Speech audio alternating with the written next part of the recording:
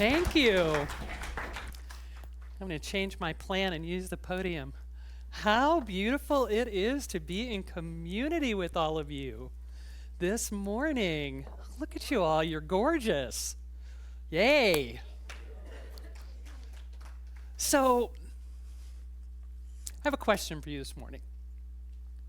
If you could know everything you needed to know for happier, healthier, more fulfilling relationships that bring you more joy with less drama, how much would that be worth to you? Priceless. And would you invest a day to learn how to do it? How about a month? A year? You know, almost 40 years ago, Robert Fulghum wrote the book, All I Really Need to Know I Learned in Kindergarten. How many of you remember that little book? With a great deal of respect to Mr. Fulghum and the highly successful, incredibly successful book, Mr. Fulghum only got it 14% right. That 1 year of kindergarten gave him exactly 1/7 of what he needed to know. Now, you may be surprised to learn that we start gathering the wisdom of childhood literally on the day we are born, and that we continue for 7 years, finishing in kindergarten or first grade. That's true. All the research and theories on child development provide evidence that during the first 7 years of life, we can gain all the assets we need for a lifetime of happy, healthy, fulfilling relationships. Now, I know that the purpose of this talk is inspiration, motivation, and affirmation, and not a lecture on child development. I do know that. So here's your connection to inspiration. How much more of the one mind and one heart would you be if you really, truly, nearly always saw the face of God in every person? If you fully lived the CSL principle that all people are individualizations of the one Spirit, wouldn't that mean that all of your relationship with family, friends, and even coworkers were full of trust, healthy interdependence, joyful play, mutual respect, and mutual satisfaction? And all of that graced by acceptance. And how about the principle that the ultimate goal of life is complete emancipation from all discord? Can you imagine? What would your life of faith be like if all your human relationships sparkled with trust, healthy interdependence, joyful play? Are you hearing these? Mutual respect and satisfaction. Can you imagine all of your important relationships graced by the acceptance of the truth of who we are? You know, you really couldn't help but live in the certainty that there's just one life, God's life, and it's perfect. So when you struggle with these spiritual principles, it's because your ego is telling you lies about yourself and about other people. And sadly, almost all of those lies were born in those first 7 years of your life. Because when we were born, each of us was beautifully and perfectly programmed to learn how to trust people and get along with them on the adult playgrounds as well as the childhood ones. And then life messed with your programming. In my first book called Just Be Your SELF, Your Guide to Improving Any Relationship, I described what I called 7 childhood treasures that you were meant to mine in your early years to become a self-governed, ego-aware person who is leading in your life and is free from self-imposed limitations. A self, S-E-L-F, S-E-L-F, self-governed, ego-aware, leading, and free. Now, I've renamed those 7 childhood treasures as the self-aware success strategies. And I thought that was such a good idea until I recently had oral surgery. And S's are a little hard for me with this little plate thing I have in my mouth. But it was working really great before then. But born with these seeds of your SAS, your self-aware success strategies, this is your birthright for social and emotional intelligence for your whole life. And one of your significant jobs in your first 7 years is to take those seeds and grow them up and integrate them into your personality. You start with raw material and you need to zhuzh it up a little bit. So your SAS is 7 assets that you need to live well with others. To live knowing in your heart, always acting from that heartfelt knowledge that you and all the rest of us are God manifested in human form. You can see the face of God in everyone you meet, because these self-aware success strategies give us every relationship tool that we need to create a world that works for everyone, in which we all simply flow with the current of the one source. Your SAS enables you to live creatively, passionately, and lovingly. Without them, really none of us succeed in that noble quest. And yet, most of us enter our middle childhood at age 8 without these 7 assets. That's a shocker, eh? Few of us are offered any kind of development do-overs in our teen years or in our adulthood to reclaim these. And so here we are, all grown up and still not able to trust each other in healthy ways, to be truly interdependent rather than codependent, to relax and express the divinity within us in a playful, imaginative way, to get along in life's sandbox, to accept that that one another are truly one with God, that we're all one. Okay, so now I don't know about you, but I believe in miracles. And I believe in self-directed change and growth in partnership with divine energy as the greatest miracle there is. And I passionately believe in what I call development do-overs. You are not stuck with what you grew up with, period. You see, the readiness state of your SAS is still there. If you didn't claim them then, you can claim them now. They're waiting for your attention. And the tools that you have for change now are much more sophisticated than when you were birthed to 7. You know a lot more. Your maturity, you have a greater connection to the one mind within you for fulfillment of your life.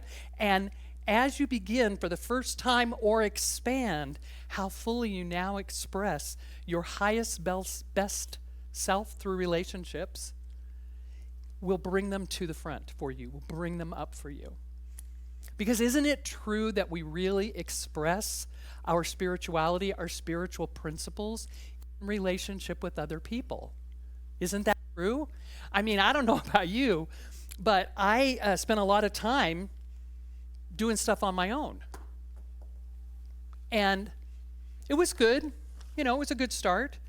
But I think in this belief system, what I would say is that if I, as a little human version of God, express myself in the wilderness where nobody can see or hear, I'm still God expressing in human form. But I also believe that we all inhabit and are inhabited by one mind, God, and that it learns through us. So I am among its many hands and feet in the world. I am some of its billions of eyes and ears, and only in relationship with others can I do the deep transformative learning that evolves my soul and spirits God's creativity within me. It's here for the development, right? So solitude and contemplating my navel and individual therapy and journaling and solitary prayer, they were great. They were all great. And they only got me so far.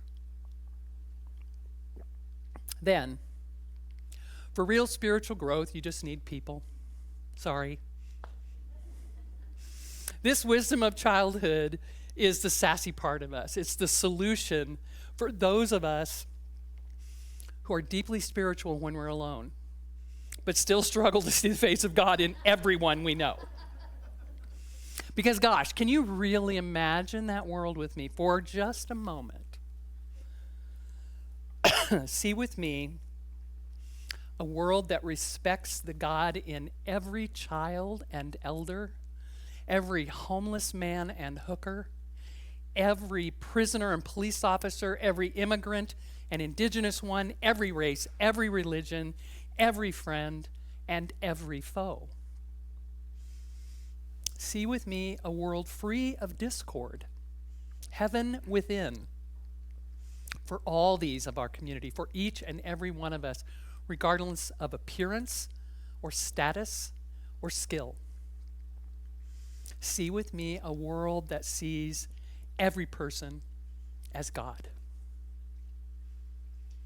Now, oddly, that reminded me of a joke that I learned about a kindergarten teacher who gave her class a show and tell assignment to bring something to represent their religion. And so the first child stood and said, "My name is Joshua, I'm Jewish, and this is the Star of David."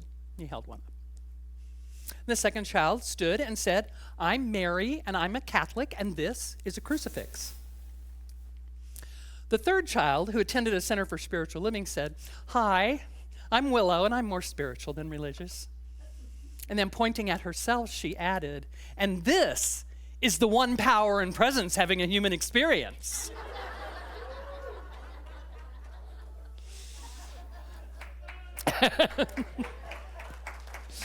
And that really is the essence of this wisdom of childhood that I want to bring to you today, that we must know that there is a powerful and unique value, a divine value in each of us.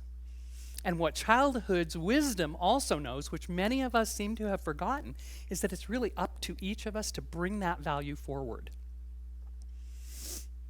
powerfully. Your job is to bring your little version of God to us and to receive the gifts from our little versions of God. So here's an amazing truth. The wisdom of childhood is designed to form us into beings who live in relationships that value the divinity in each of us. That's really important, so I'm going to say it again in another way.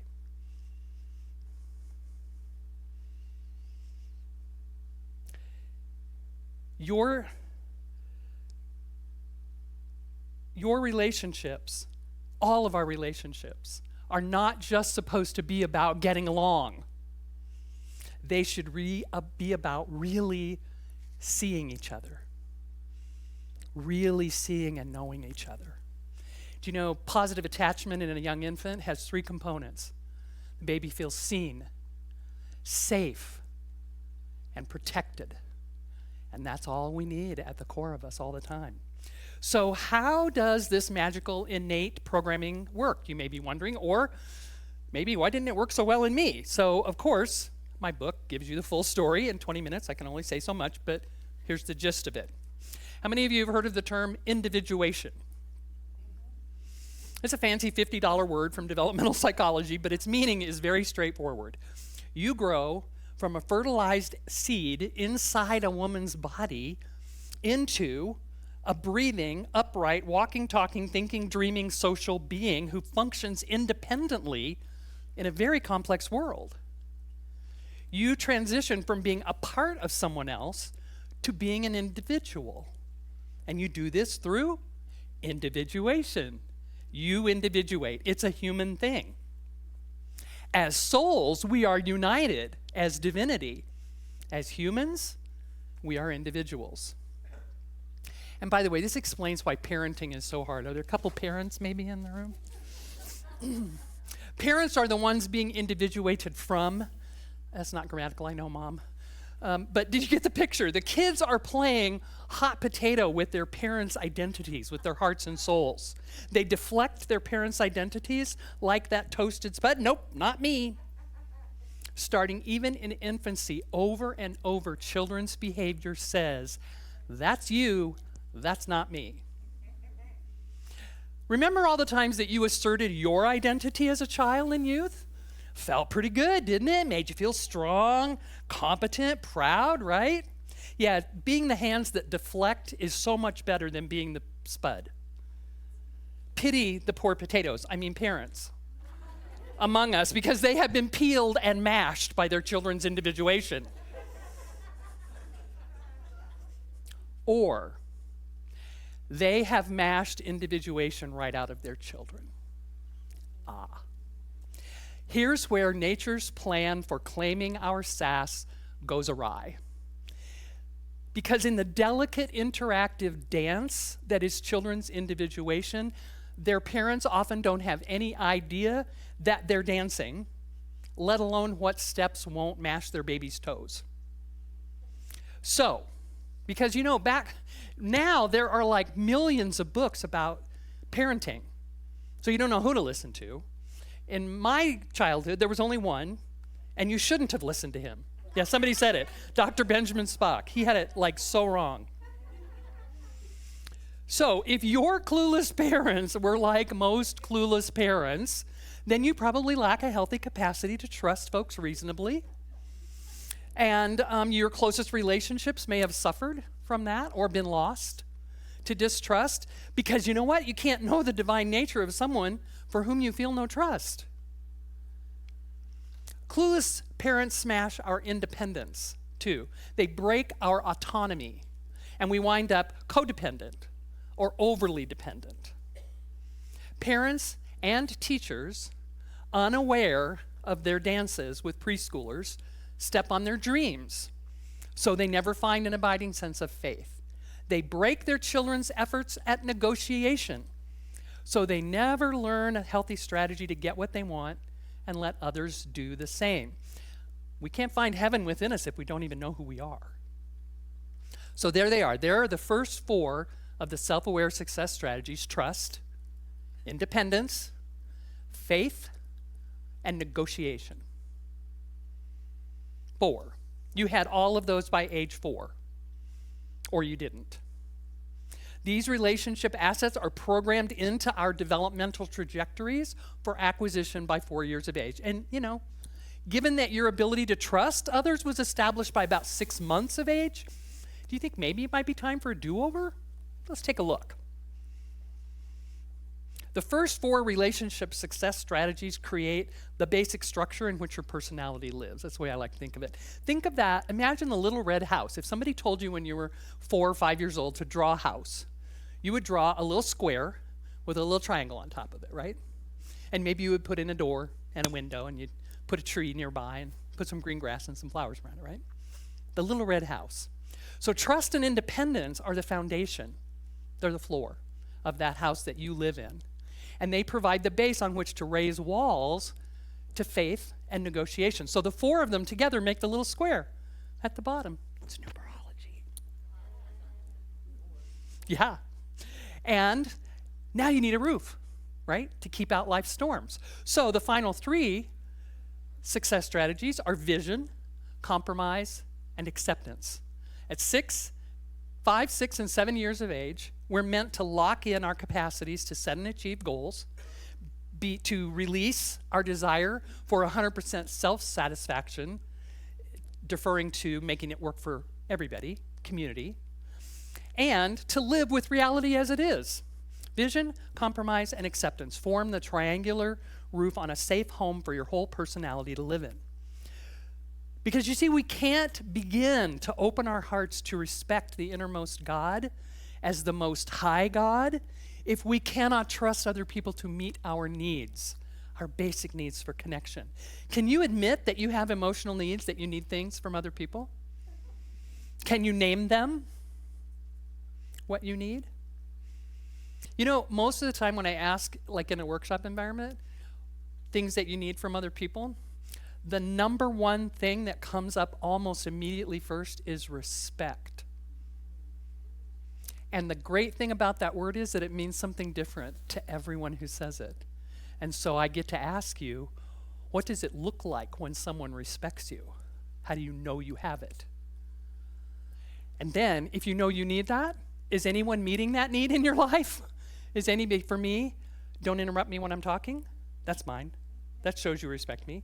Well, am I getting that need met? Do I have people who listen to me? Well, I mean, besides captive audiences like you, in one-on-one interactions, really. So the gift of the SAS of trust in your first 6 months, your birthright from infancy, is that you can be needy. And it's okay. It's not ugly. Needy's normal. So you can depend on someone else and surrender control sometimes. Now, what about independence? Do you know who you are, what you want, what you feel, what you think? Or are you more codependent, planning your behavior strategically to influence other people's feelings and actions?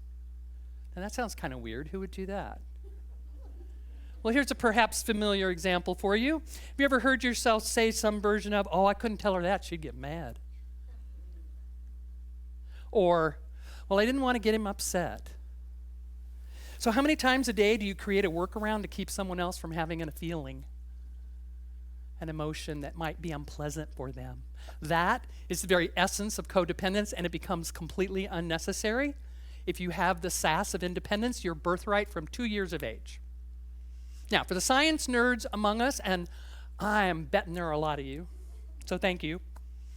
This original process for claiming our SAS is a series of opportunities pre-programmed, if you will, into our developmental milestones. So we mature physically, we grow up, our bodies get more coordinated, we grow taller and stronger, our muscles begin to work better, including those in our face and tongue that control our speech, and the ones in our hands that let us pick up small objects, and all of those muscles that hold torsos and heads upright above pelvis and moving legs. So we mature. Then we learn stuff. People teach us through repetition of patterns that they use. So they teach us the names of things.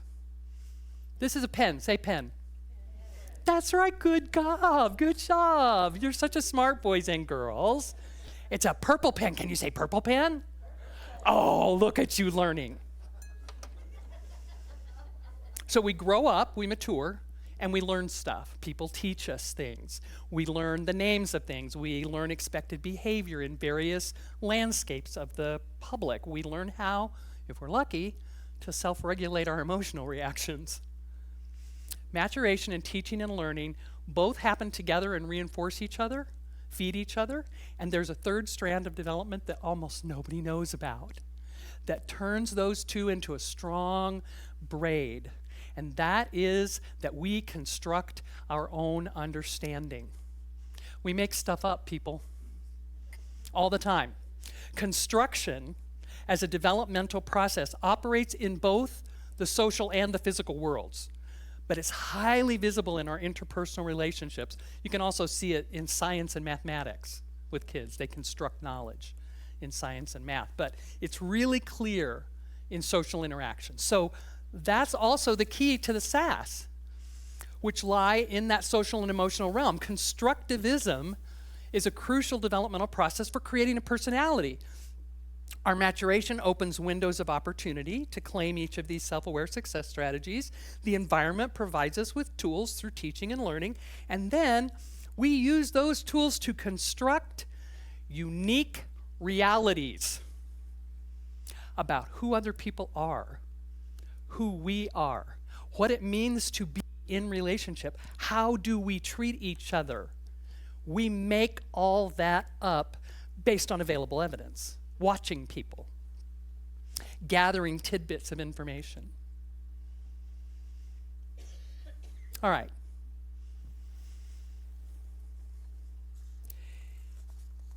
The wisdom of childhood, this wisdom, this sassy wisdom of childhood is still available to us right now, today. And here we are back at your inspiration, motivation, and affirmation. I squeezed in that development lecture. Did you notice? But it's never too late to reconstruct your understanding of how relationships go. Development do-overs are actually easier than the original developmental processes because you have a more sophisticated mind for understanding the tools that you're using, and with the benefit of hindsight on your life, you get to take advantage of a lot of maturity.